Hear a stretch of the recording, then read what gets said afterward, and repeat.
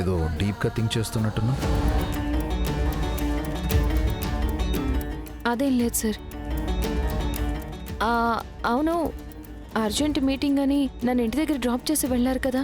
అందుకే mind refresh అవ్వాలని నీకు కాల్ చేశాను.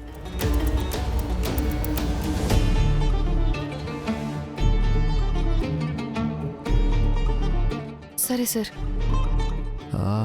ఇంతకీ నువ్వేం థింక్ చేస్తున్నావో చెప్పనేలేదు.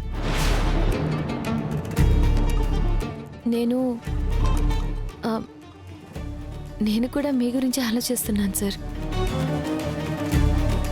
సార్ సార్ కొరియర్ వచ్చింది సార్. జాను, ఎవరో వచ్చినట్టున్నారు చూడు. సార్ వస్తున్నాను.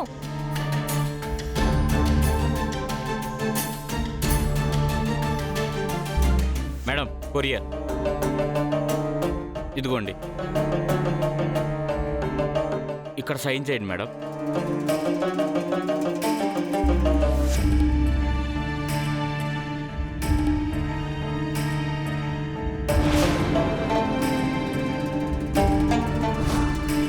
జాను, ఎవరో వచ్చినట్టున్నారు చూడు.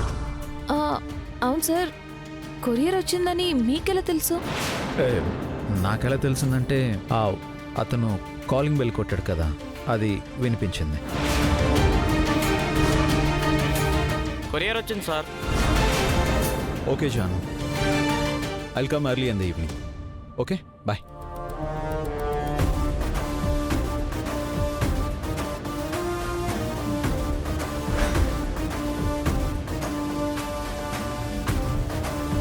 డోర్ ఓపెన్ చేసే ఉంది.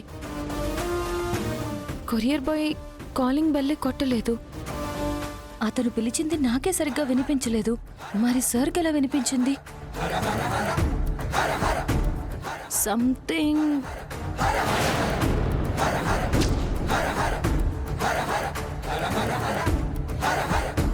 సార్ ఇక్కడ వినలేదు, చూశారు.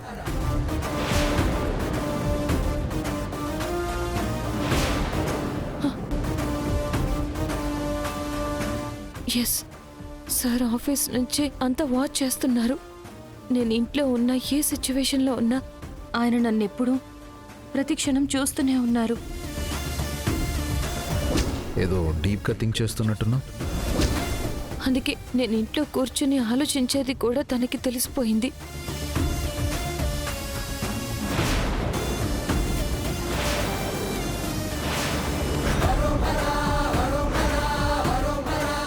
ఇంట్లో సీసీ కెమెరాలు పెట్టి ఇల్లంతా తన కళ్ళు చేసుకుని నన్నే చూస్తున్నారా?